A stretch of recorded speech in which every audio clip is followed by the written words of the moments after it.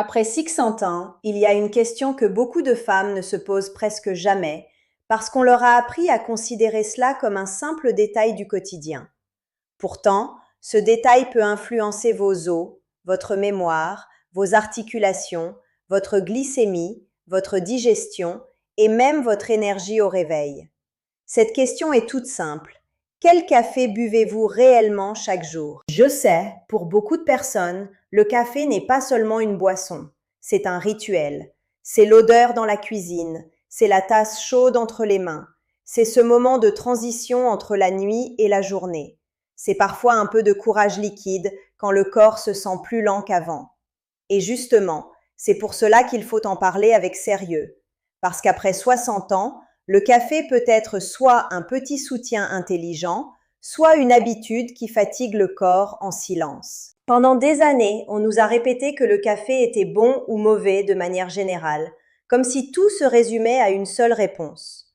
Mais la vérité est bien plus fine que cela.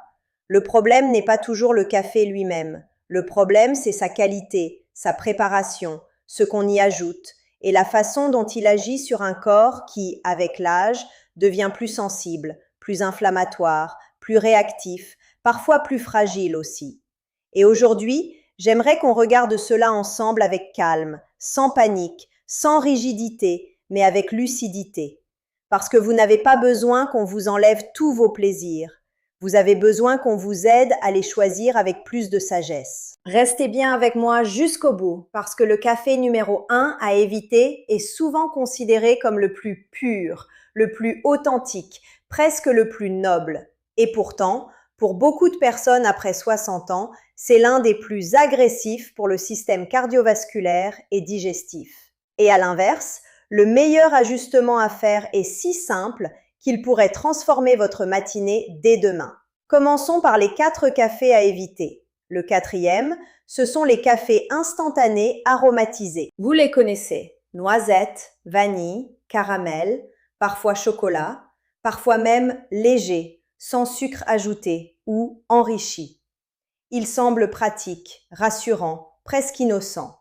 Ils sentent bon, ils promettent du réconfort et ils donnent l'impression qu'on se fait un petit plaisir sans conséquence. Mais dans la réalité, beaucoup de ces produits sont très éloignés d'un café simple et propre. Ils contiennent souvent des arômes artificiels, des additifs, des huiles transformées, des édulcorants ou des agents de texture dont le corps n'a franchement pas besoin. Après 60 ans, cela compte davantage parce que le foie, les reins, le microbiote, la gestion du sucre et même la tolérance nerveuse ne sont plus les mêmes qu'à 30 ans.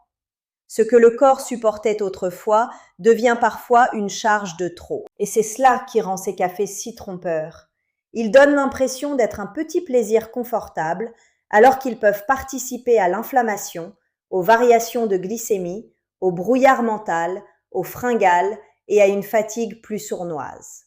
On croit se donner un coup de pouce alors qu'en réalité, on entretient parfois le déséquilibre. Si vous aimez les saveurs douces, je vous comprends très bien. Mais il existe une façon tellement plus élégante de faire.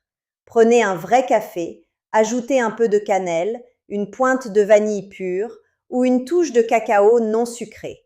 Vous gardez la sensation de plaisir, mais vous retirez une grande partie de la charge artificielle. Le troisième café à éviter, c'est le café avec des crèmes artificielles non laitières. Je sais que beaucoup de femmes se tournent vers cela parce qu'elles digèrent mal le lait ou parce qu'elles pensent faire un choix plus moderne, plus léger, plus pratique. Mais la vérité, c'est que beaucoup de ces crèmes sont faites d'huiles transformées, d'épaississants, d'émulsifiants, de sucres cachés et d'additifs qui n'ont rien de doux pour le corps. Et après 60 ans, ce faux crémeux peut coûter cher. Il peut favoriser l'inflammation, alourdir la digestion, dérégler la glycémie, brouiller l'énergie et parfois même accentuer cette sensation de gonflement ou de lourdeur que beaucoup de femmes finissent par considérer comme normale. Mais non, ce n'est pas forcément normal. C'est parfois simplement le résultat de ce que l'on consomme chaque jour sans le questionner. Je vous le dis souvent, le corps mature aime la simplicité. Il tolère de moins en moins bien le faux. Il se fatigue plus vite des produits qui imitent les aliments au lieu d'en être. Donc si vous aimez une tasse plus douce, préférez un peu de vrai lait si vous le tolérez, ou une boisson végétale non sucrée bien choisie. Ou mieux encore, apprenez progressivement à apprécier un café moins masqué. Beaucoup de femmes découvrent qu'elles n'aimaient pas vraiment le café en lui-même. Elles aimaient surtout la crème, le sucre, l'habitude. Et quand elles épurent un peu leur tasse, elles retrouvent quelque chose de beaucoup plus propre, beaucoup plus stable. Le deuxième café à éviter, c'est le décaféiné traité chimiquement. Voilà un sujet important, parce que beaucoup de personnes pensent faire un excellent choix en passant au décaféiné. Et dans certains cas, oui, cela peut être une bonne option. Mais pas n'importe laquelle. Le problème, c'est que tous les décaféinés ne se valent pas. Certains sont obtenus à l'aide de solvants chimiques. Et même si les quantités résiduelles sont encadrées, je crois profondément qu'après 60 ans, nous devons devenir plus exigeantes avec les expositions inutiles, surtout lorsqu'elles sont répétées tous les jours. Pourquoi? Parce que le cerveau, le foie et les reins ont déjà énormément à faire. Ils gèrent le vieillissement normal, les médicaments éventuels, le stress oxydatif, la récupération plus lente, l'inflammation silencieuse. Leur ajouter encore une petite charge chimique quotidienne, juste pour une tasse de café, n'a pas beaucoup de sens. Et souvent, ce genre de détail passe inaperçu parce qu'on se dit « ce n'est qu'une tasse ». Oui, mais une tasse par jour devient des centaines de tasses par an. Et c'est cela, la vraie logique de la santé après 60 ans. Ce ne sont pas seulement les grands excès qui comptent, ce sont les petites répétitions. Donc si vous choisissez du décaféiné, recherchez une méthode naturelle, comme le procédé à l'eau. C'est plus propre, plus cohérent, plus respectueux de votre système.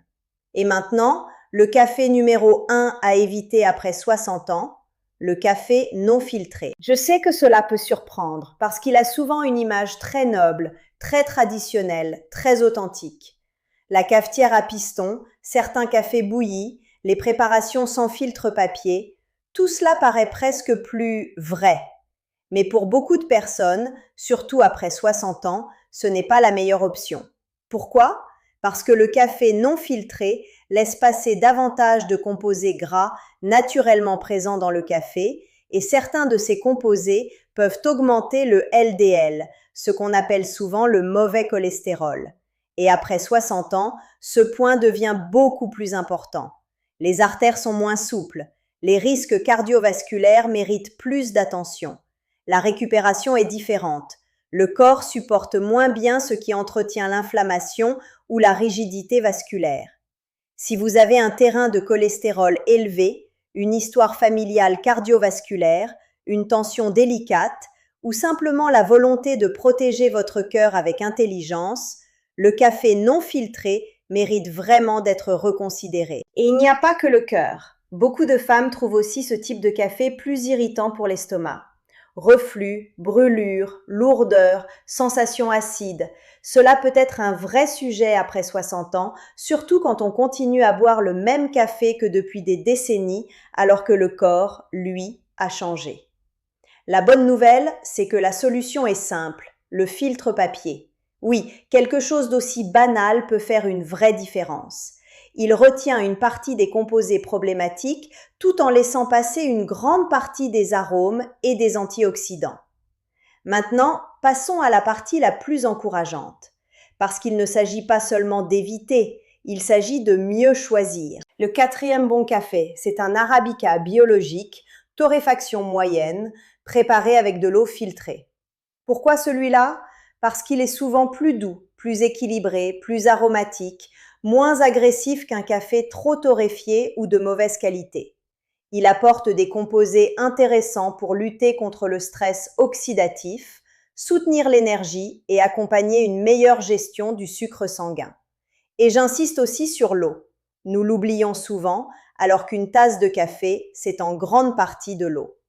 Si votre eau est très chlorée, de mauvais goût ou simplement pas idéale, cela change tout.